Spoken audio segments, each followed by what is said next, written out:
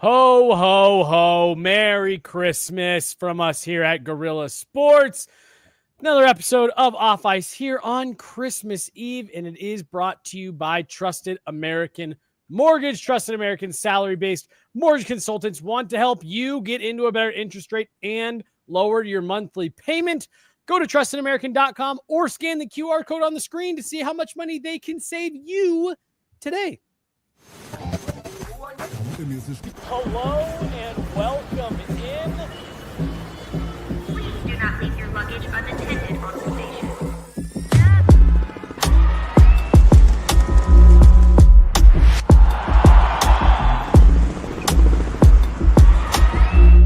Welcome to the show. Hello, welcome in. Merry Christmas to all.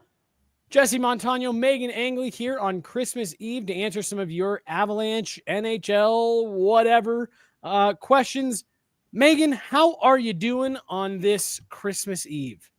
I'm doing so great. I'm back in Colorado Springs with some family. We've got some Christmas stuff going on today, but it wouldn't be complete without a little bit of hockey talk.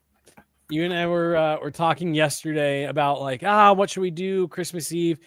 And you and I just neither of us could help ourselves, but we were like, all right, we'll do a show. I guess we won't be in the studio because no one's coming in, but we're going to do a show. So we just couldn't help ourselves but to get one more in. How are the Springs? I mean, you got Christmas lights in the room that you're in. So it seems very joyous.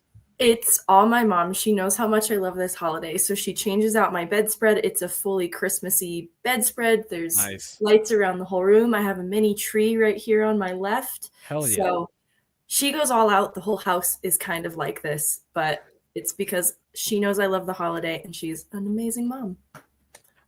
You're a big Christmas girly, huh? Yeah, I actually introduced a new Christmas tradition to the family. It's Secret Santa with a song. So we like karaoke. So we drew names and we're going to gift someone in our family a song that they have to sing that we think they'd be good at singing. Okay, so it's you think they'd be good at singing, not I'm going to give you the most embarrassing song that you could sing? We specifically made a rule, no silliness. I think this will evolve over Christmases, and we want to get trickier about how we deliver the song to people, like slipping notes under doors, maybe making it a riddle, but we have to keep it simple this year, so it's not going to be silly this time around, but maybe in the future. I love that. We started Secret Santa in my family, growing up, my family so many years ago now that I don't even know what it would be like to not do Secret Santa, but the singing element is fun. You guys are big karaoke people too, huh? We really are. And we lived overseas growing up. And so when we lived in Japan, karaoke was huge. And so we just birthday parties, karaoke every Christmas, we'd be gifted new karaoke machines. We just love singing. Wow. I love that. I didn't know that, first of all. And second, the explanation on it, that all makes sense. I love that. Let's get into what we were going to talk about today, Meghan, and what we're talking about is everyone's questions. I am with this person in the chat. Prove it then. Prove that you love karaoke right now. I'm a little scared to sing in front of people who aren't family. So I will be performing at Ball Arena. I'll keep you guys posted. So keep an eye out for Meghan to be doing the national anthem when the Avs return back home. Meghan, you and I were talking about it. We were just, we want to do a mailbag. We haven't done a mailbag in a long time. Just get some folks' questions in that aren't immediately after a game, because you and I do take a lot of questions after games, but those are usually about the game itself. So we want to just kind of put out a general call for mailbag questions. And I know you got a few, I got a few. So we're just going to spend the next 25, 30 minutes kind of running through those questions. If you guys have any that are burning up, drop them in the chat and we'll try to grab a couple here. But Meghan, do you want to go first? Do you want me to go first?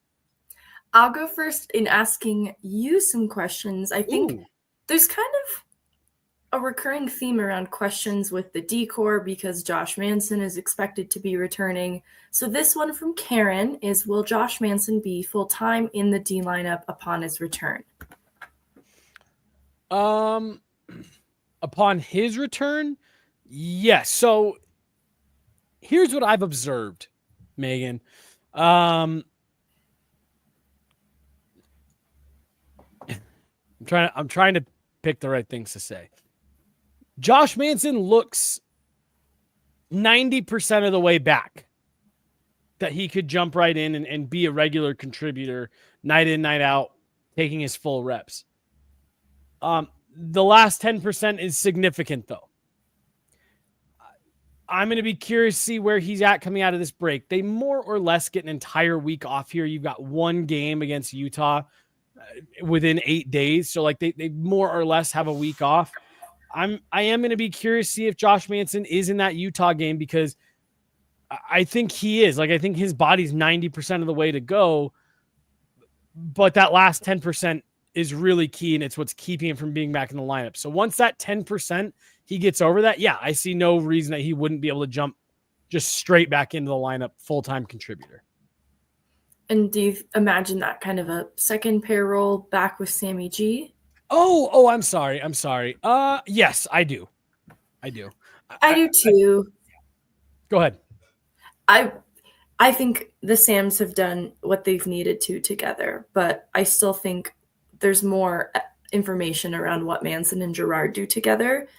And I won't view it so much as a demotion for someone like Malinsky, who'd probably work with Calvin DeHaan again on the bottom pair, because I actually think Calvin DeHaan's game has improved. It's, subtle differences, but I think he has a little more puck skill than Jack Johnson and certainly more mobility. So I don't feel the same way about Malinsky anchored to the third pair as maybe I would in previous years. Well, and Malinsky, he's been such an interesting player this year because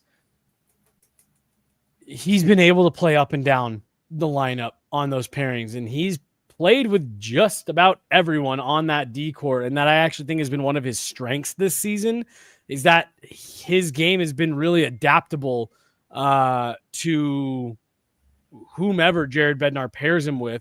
And so I'm with you. I wouldn't look at it at all as a demotion, because I know we'll see Sam Malinsky a little bit all over the place once he's once Josh Manson is back.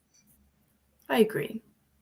All right, I'm going to throw this one to you. And this is from my great friend, and actually someone Zach Robb. Yes. Down in Arizona. Hi, Zach. Love you. Merry Christmas. Tell Haley hi. Yeah, tell Haley hi. And I'm asking you this, Megan. If/when the team gets healthy, who do you see driving the third line? Streaky Kibby has been a breath of fresh air, and Ivan Squared is the man. I love this question. After the show yesterday, too, when you had me pick between Parker Kelly and Joel Kiviranta dangling off a cliff for some reason. The Ivan of it all didn't occur to me, but unfortunately for Ivan, who everybody listening knows I'm a huge fan of, I think that's the odd man out. And this is if we're looking at a lineup that has a Landeskog returning back to it too. Right. And I'm imagining that line being something like Landeskog, Colton, OC, and then that fourth line then becoming Kiviranta, Kelly, and Wood. And I think that makes sense. Obviously, I was a little quick to edge out Miles Wood, and I feel a little bad about that one because Ivan was right there, and that actually makes a little more sense. Obviously, though, Miles Wood being month to month does make this a tricky question. Is he even going to be an option at any point through the rest of the regular season? And is he healthy? Because the version of him we got this year has presumably been unhealthy for a significant amount of it, and his play has taken a toll. And so in that sense, I would actually prefer an Ivan. And so consider that a swap on that fourth line in this scenario. If it's Ivan, then with Parker Kelly and Kiviranta, I'm also cool with that. But that's kind of how I imagine it shaking out. I think if Landeskog returns as a fraction of the player that we know him to be, that is still going to be such necessary skill that a player like Ross Colton could still benefit from, because I think what he's been doing in the top six has changed how I view his role in Colorado moving forward. So I don't want to demote a player like Colton either, but that would be a pretty sick third line if Landeskog was on it. No, I'm with you. And you and I were saying it earlier in the week. I've got this weird feeling that Gabe is going to make an appearance at some point still this season. So I'm with you. Trust. We talk a lot about Jared Bednar, trusting guys, having faith in guys. As great as Ivan has been for the Avs this season, Jared Bednar probably is going to lean towards Kiviranta, Parker Kelly, over a guy like Ivan, assuming this team were to ever able to get back to full health. I'm with you. I actually really like that assessment. And like, we do want to mention this, 6 years, 6 years by 2.5 for a fourth liner, talking about Miles Wood. Look, no doubt this has been a disappointing season for Miles Wood on several fronts, both the injuries, and when he has been in the lineup. Like, he hasn't been good, Megan. This has definitely been a disappointing year. Keep in mind, when we are talking about that money, salary cap's going up. It's all going to be relative. If Miles Wood can ever get back healthy, which right now we'll see if he does get back healthy this season. Yeah, he's definitely got some ground to make up for sure. I think what's tough too is the added value of Wood became what he was able to contribute on the penalty kill, but Parker Kelly has rendered that a little less useful and for a fraction of the cost. And so I think it is a valid point, and we've kind of talked around it all year, that you're right, that is a lot of money to be paying a fourth liner. I don't know then what his future looks like past this season. Just right. In the roster picture, I don't think they can afford to spend that kind of money at the bottom of the lineup when they're going to be looking to re-sign a player like Mackenzie Blackwood. Right. You and I, like you said, had mentioned it multiple times this year that, I don't know, potentially Miles Wood was a trade candidate. If you're needing to shed salary, you know, that might be a guy that you're looking at saying, with the emergence of Ivan, with the play of Parker Kelly, with the play of Yoel Kiviranta of late, and even what you've seen from guys like Prishepov and you know, things like that. I don't know, is Miles Wood maybe just became a little bit more expendable this season. So when they signed Miles Wood, Georgiev was the goalie of the future. And so that was the amount of money they were committed to spending on that position, but that's changed now. And so they need to brace themselves for a more expensive goaltending option in net. And I think that's going to be why the conversation around Wood has also changed. It's not even to, you know, bash on the guy. I don't think anyone here doesn't like Miles Wood. I think that we like the kind of chaos and speed that he brings, and obviously the friendship with Colton, but the goaltending situation is going to have lasting repercussions for this team, and it's going to force them to change their approach in a bit of ways, and it might come at the expense of some beloved depth guys like Wood. The Miles Wood contract, I never thought it was bad because it's 2.5, like that's kind of whatever. I did always find the term length on that one to just be odd. Not bad, just I just thought it was interesting. I agree with that. And so I'm kind of going to throw the very same question back to you, but you could maybe look more at the top of the lineup. But Karen asked, how do you see the lines changing when Miles Wood and Jonathan Drouin return? So I'm curious where you see kind of Drouin's fit and what your lines 1 through 4 look like. So what's so funny is the same exact player that you were saying, you know, has really shifted the way that we look at things, especially in that bottom six. I feel the same way about the top six. What Ross Colton has done on the wing in the top part of this lineup has just reshaped the conversation around Jonathan Drouin just a little bit better. Just a little bit. You know, like, I still think Jonathan Drouin is a guy that they would like to be a top six player, playing alongside Nathan MacKinnon like he did last year and had a career year. This has definitely been a weird injury. Jonathan Drouin was hit in the first game of the season, played the rest of that game, and now, with the exception of a small little blip right in the middle of it all, has missed half the season. Like, very quickly, we've kind of blinked, and Jonathan Drouin has missed the first half of the year. And I don't know. You have to imagine that all that good that we talked about of him being able to build on what he did last year and come in continuing to ride that, like it feels a little bit like Jonathan Drouin's going to have to be kind of starting the process over when he gets back into the lineup and getting the game speed and getting his legs back and the timing and all of that. I actually feel like the top 6 probably doesn't change if/when those 2 players come back right away, especially depending on what Ross Colton is giving you. You're probably leaving that top 6 the same until Drouin can come back in. And like that to me is a situation where Drouin is back. He's a few games in, he's getting his legs back, and you need to shake things up over the course of a game because maybe it's a little bit stale, and you plug Drouin in on the top 6 and see how he hangs. But I definitely think these injuries and the play of Ross Colton have reshaped the conversation a little bit.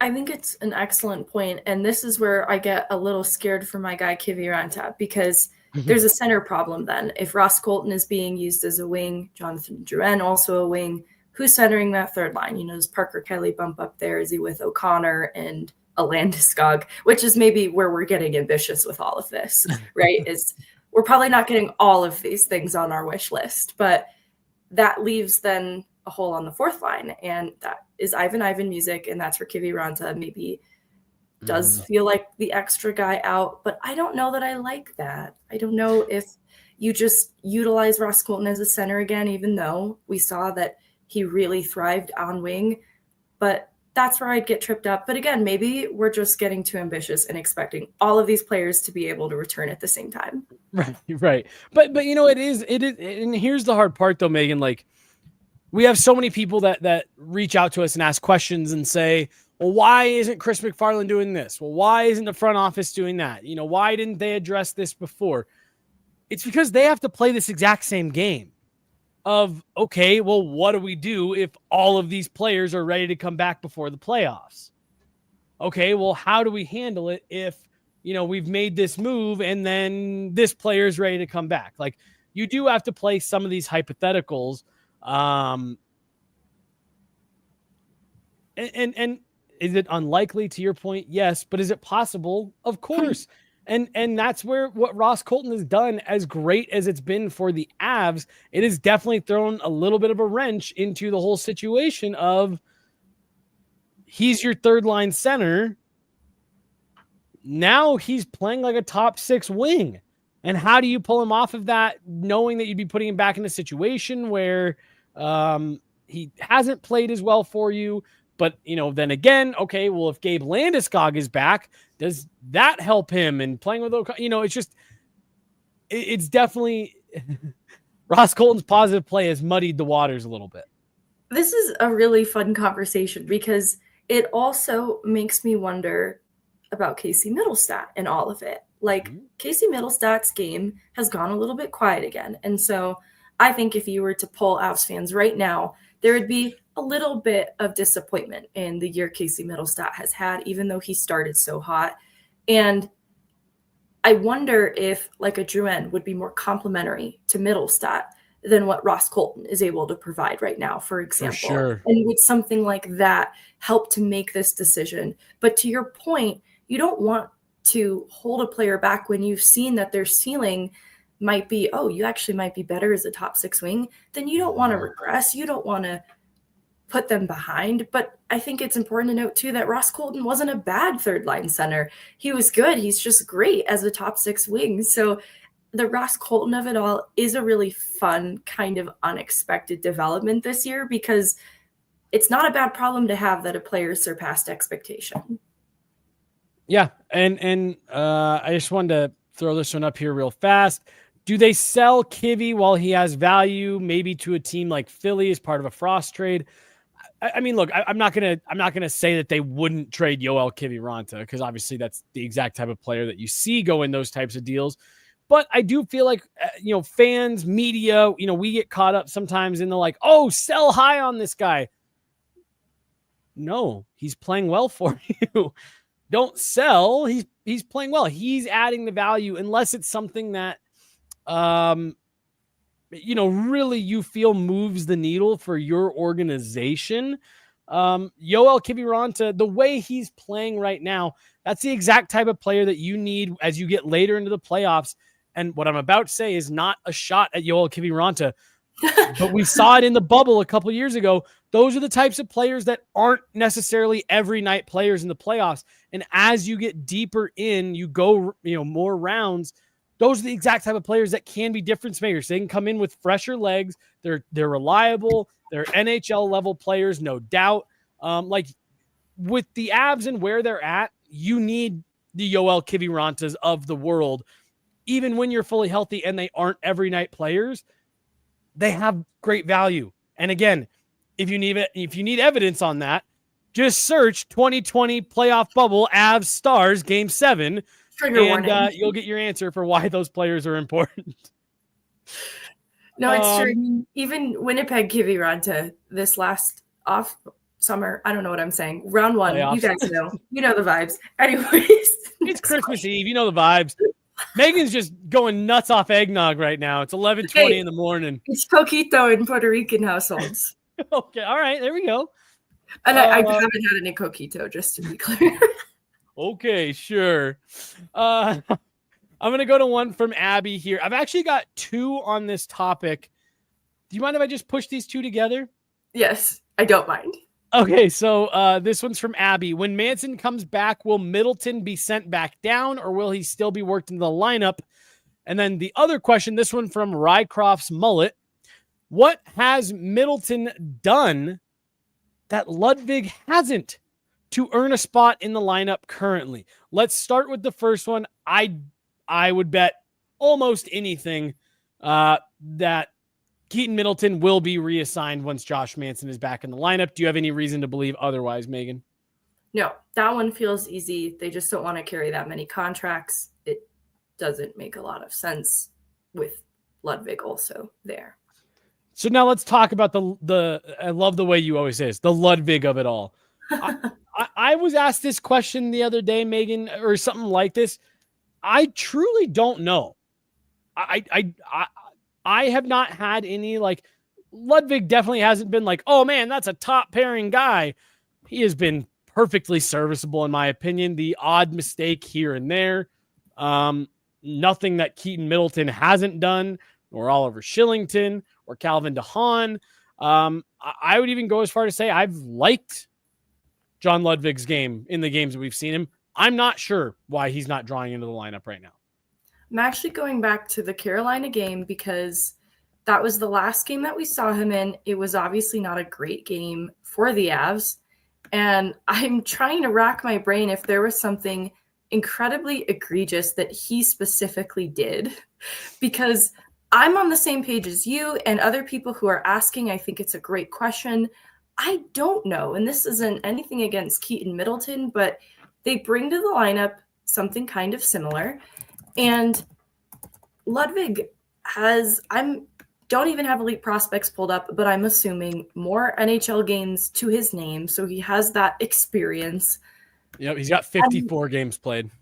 Yeah, that's easily more than Keaton Middleton's. I'm not sure, you guys. Mm-hmm. I wondered if there was anything behind the scenes he was dealing with injury-wise, and then maybe there was illness, because those things seem to come at the same time. You know, a player like Shillington who was sick and then just became hurt. I just wonder if Ludwig followed a similar path, because I don't think he's done anything so wrong that he shouldn't be the first guy drawing into games when they need that. I wish I had a better answer. No, honestly, Megan, it might even be something that I asked Jared Bednar about when we get back from the holiday break, of just like, why? Because there hasn't been anything for me that's like, oh, I would keep him out of the lineup for an extent. You can't play that guy. Like, I think he's been perfectly fine. I'm surprised he's only played in 8 games this season, and that just is a little surprising to me. Oh, I mean, this is not big enough of a deal, but the Roslovic goal in the Carolina game, Ludwig. Oh, I kind of remember this now. He was juked by Roslovic. He was baited into rotating and allowed that goal against. But I'm going to be honest, I can find a mistake like that for every player on the back end, including Taves and Makar. So I doubt that's the reason why. Yeah, I mean, like, I don't think his underlyings have been like crazy bad. Again,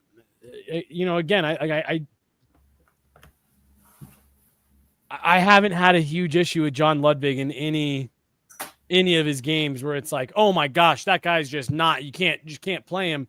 I'm not fully sure. Like you said, I'm not fully sure why he's not getting the reps. Sorry, that's not a helpful answer, but no, I think to pursue Bednar on it a little bit, and it's a perfect Bednar question. Totally.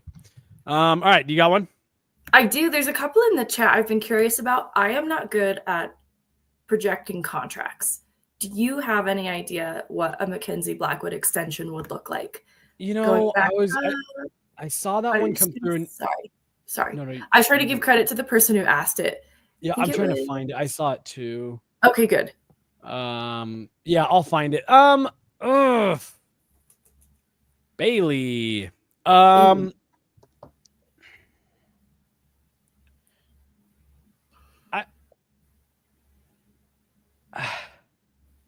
I think that's one that you're probably trying to do shorter term, 2 years ish. And my guess is that they probably want to get that. They want to try to get that done sooner rather than later. 2 years, 4.5. I don't know. 4.5. I don't think that's going to be good enough because that's Georgiev money. That's Georgiev money. And I'm sure if I'm Mackenzie Blackwood and his agent, I'm looking at that like, well, you just didn't want that. So if you really want me, show me. I think it's got to be definitely a 5, maybe even nearing 6, which I know it sounds crazy. Call me crazy. Maybe I'm overvaluing goalies on the whole, but with the cap going up and seeing the goalie market being set in this off season, even with the delays to sign Swayman and things like that, I just have a feeling goalies are going to be wanting more. And so I like Just Games and others. I could see a 6 being the number, and it wouldn't surprise me. The only reason that would surprise me is because that would just really go against the grain for what the Avs have done in recent history with goaltending. Again, not saying I couldn't see that, but I know they're really high on Nabokov. Ugh. I just don't know. Again, like if you get it done tomorrow, you can still play the like, well, he's unproven. You can still take that stance of we don't know what he is. We don't know if he can get us to the promised land. I'm with you. I think it would be really hard to get him for under 5. Because of the point that you just made about like him and his agent being able to say, well, you guys just said that wasn't good enough. And then you went and got me. So clearly I'm worth more than that. Yeah. Cujo says Kemper contract. That's 5.25. I don't think that's crazy to imagine. That seems plausible, but you're right. It would change the way that they approach this position, and which will force them to change the way they've set up the rest of like the forward group, for example. I think on the back end, they still have some pretty affordable options, but there's still a Mikko extension hanging in the balance. So it's going to be a little interesting to see what they come up with. Well, and then on top of that, the other element to this too is how much does the cap go up?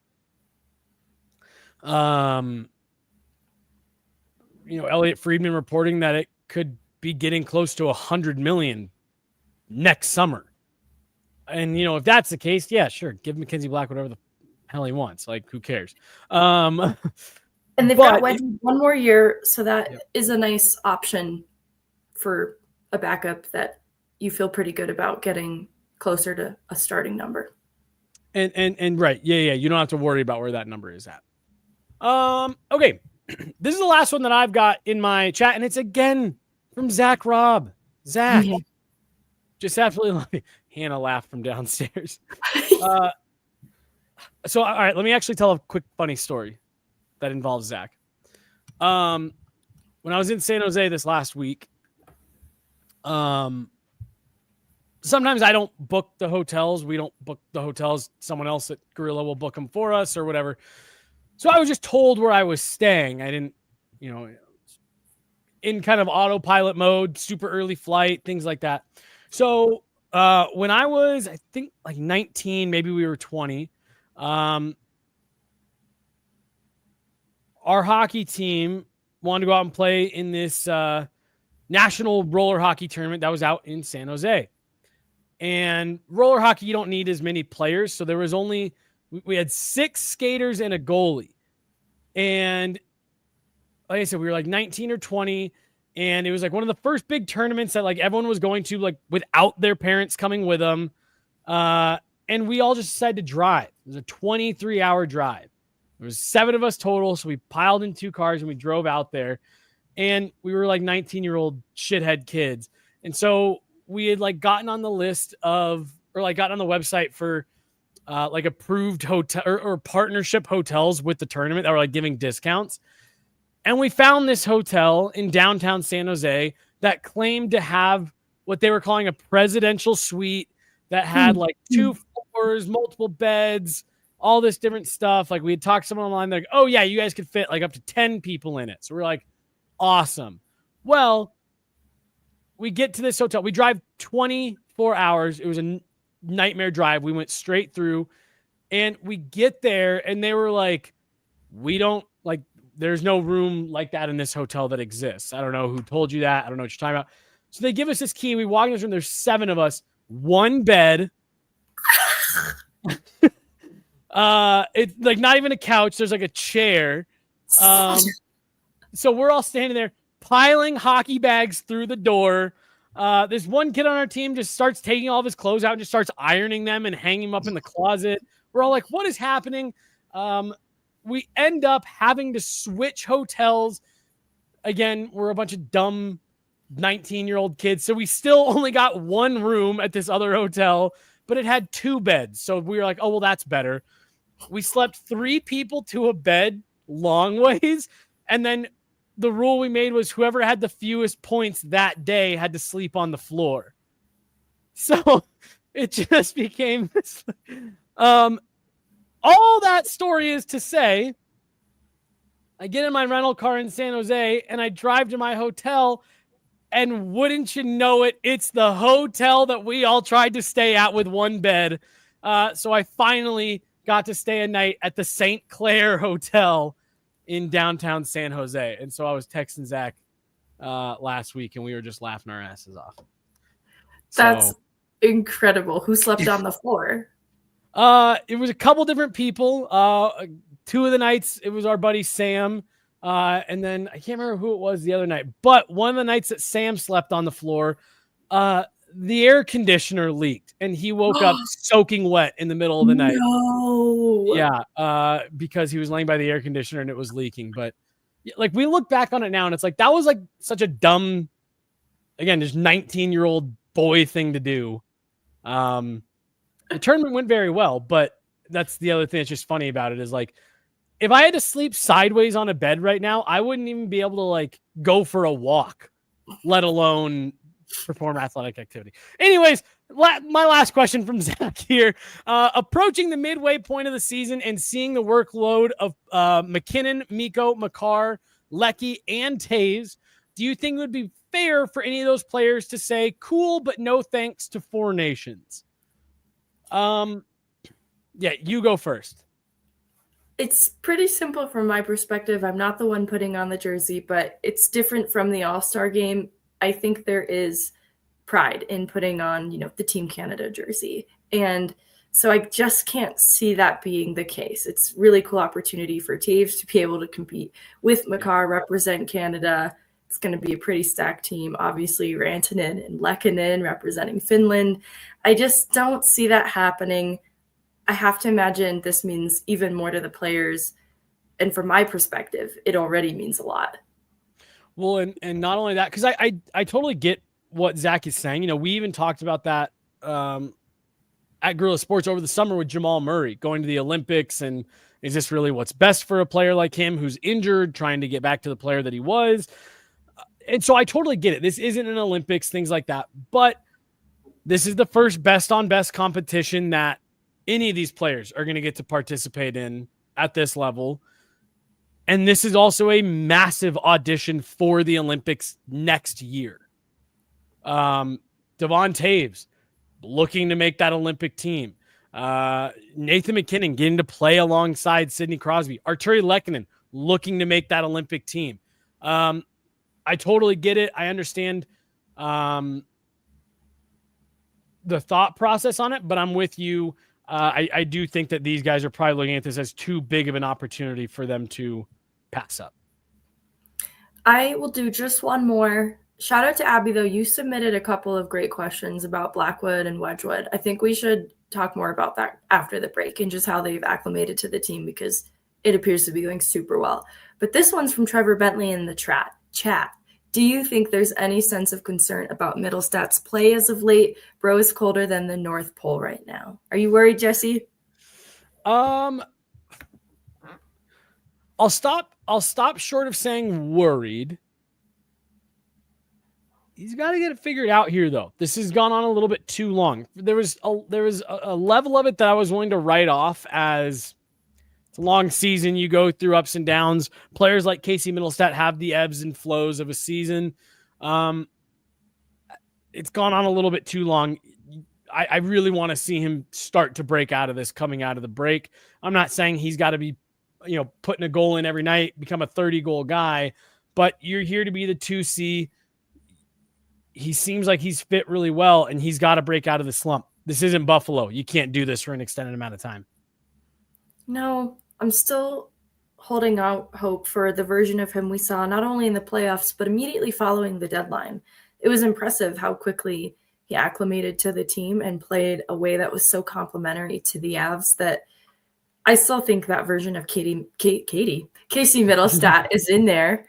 But it is concerning, and I hope that this break away from games here over the holiday is exactly what he needs to mentally reset, because now that top six is a little more complete than we've seen it. He's had a revolving door of line mates throughout the year that presented a lot of challenges. Sometimes he was the one expected to drive a line of, rookies in like a Kovalenko or a Ritchie, and that's not been the case now for a little bit. And so he has support from excellent players, whether it's a Rantanen or a Nichushkin. Ross Colton brings so much energy, and Casey said that he's just a good time to be around. So I think there's a lot of positives around Casey right now to help him to be the best version of himself. So I hope that this break is really good for him. We talk so much about work ethic, and Jared Bednar said that Casey Mittelstadt needed to play with more energy and be moving his feet. And honestly, Megan, what occurred to me is he might need to make a stop at 7 Brew. 7 Brew Coffee is a one-of-a-kind drive-through and walk-up experience with a fast and friendly crew that is waiting to serve you. From rich, bold coffee to refreshing energy drinks, Casey, smoothies, teas, and more, 7 Brew has you covered. With over 20,000 flavor combinations, there's a perfect drink for everyone. At 7 Brew, they believe in cultivating kindness with every cup, and their fully customizable menu is just the beginning. Before you hit the road or the ice, power up with 7 Brew in Firestone and experience the coffee revolution. What did you try when you were up there? I tried the sweet and salty. It's a caramel, like a salted caramel coffee, and I did it with oat milk, and it was delicious. Drank the whole thing. Yeah, it sounded like you guys were vibrating a little bit up there. You and Chloe were just like kind of bouncing around. I was a little nervous for the audience watching that one. Do you know what Chloe got? I tried the cinnamon roll, and I really liked it. She got the blondie. That's what Blake got too. So none of us got cinnamon roll, even though you recommended it. Blake has now had 3 blondies in 2 visits to 7 Brew. He's just sucking those things down. he has a Blondie t-shirt now because they have really cool merch, and there's one that just says Blondie across it. I love that so much. All right, there one more question came into the chat here about Casey Mittelstadt that I just want to piggyback off of. Before we do that, to wrap things up, I am going to remind you guys about our great friends over at Landmark Lincoln. Megan and I had a great opportunity to go in, see Landmark Lincoln up close, talk with the folks there, see some of the vehicles. Just an outstanding dealership experience, some beautiful, beautiful vehicles, great incentives, and some great lease offers right now from Landmark Lincoln. The all-new 2024 Lincoln Corsair GT plug-in hybrid. We got to sit in it, try it out. You have to go check it out for yourself. Go to landmarklincoln.com to see the latest offers and incentives. See if you qualify for no payments for up to 90 days. Again, that's Landmark Lincoln, the #1 Lincoln dealer in Colorado for over 100 years, Megan. Last question here, and it's a build off of the Mittelstadt question. In your eyes, 4 eyes, thank you. What is Mittelstadt's issue? You answer while I sneeze. Okay, so funny. Wasn't ready for the sneeze. Rogue Wave, good to see you in the chat. And for Casey, sorry about that. Casey Mittelstadt, as like Keaton Middleton's issue. Got it. I think that Casey Mittelstadt has had a couple challenges this year because I don't actually think it's been the same each time. Like in the initial lull after he was hot to start the year, I actually had a lot of theories around it. And Jared Bednar talked about Casey just needing to move his feet a little bit more. And this is the type of player who is working one-on-one extra with Nathan MacKinnon every practice, sometimes even when they're the only two at an optional practice. So I want to shout out Casey Mittelstadt's work ethic. I don't think that when I say Casey Mittelstadt needs to move his feet, it's really an engagement issue. I have really felt it's a mental block more than anything, which is also where I think the start of the year when he was in that little bit of a lull, he was shooting the puck, but he wasn't making very good decisions because he was holding on to the puck a split second too long. And it's because I think he has it in his head that he is this high IQ elite passer. And in the absence of a Jonathan Drouin who does those things very well, I felt like maybe there was some pressure like, all right, I need to help pick up the slack, especially with a player like Drouin missing from this. I'm really kind of the sole person now who can bring this component, and that's dramatic. There are other great passers in the top 6, but I just wonder if making the perfect pass got in his head a little bit too much during that initial lull, and so he kind of stopped shooting the puck and was probably deferring to the pass more than he needed to, but because he waited that split second too long, it led to a broken play. And so right now, though, in the post-Russ Colton returning era, I feel like that's gotten a little bit better. I'd like to see him return to shooting a little bit more. And it goes back to what we said initially, that I just want to see him trust his instinct, because I think that's what all of it boils down to, is him second guessing himself a little bit too much. And my hope is there's maybe just been a little bit of pressure. You know, he signs extension over this offseason, becomes a long-term 2C option, and he's playing 2C behind a Nathan MacKinnon. I have to imagine there's a lot of pressure there to be good, to be what Colorado wanted you to be in what was clearly a big trade. With Buffalo, they give up a Bowen Byram. That was obviously a huge asset here in Colorado. I just wonder if he needs a second to take a rest, take a breather, reset his mind a little bit, and just operate on instinct coming out of the break. I made the sarcastic comment a minute ago of like, you can't do this for too long. This isn't Buffalo. I do wonder a little bit if everything that you're talking about, add on the fact that, yeah, he's not in Buffalo. He's going through this for the first time. Obviously, he came in last year at the deadline. Playoffs, he was really good, took his game to kind of another level. But yeah, you're going through the gauntlet of the season on a team with expectations where losing isn't acceptable. And I could see what you're saying, feeling a little bit of that pressure. But it just comes back, like you said, trust your instincts, do the little things right, and you're going to put yourself in position to let your skill shine through. I think Casey Mittelstadt will break out of this, but he's got to take the week here, compress schedule. It's been a lot of travel. You get a week to reset, get your mind right. I'd love to see him come out in that Utah game and just make an impact. Megan, that's going to do it.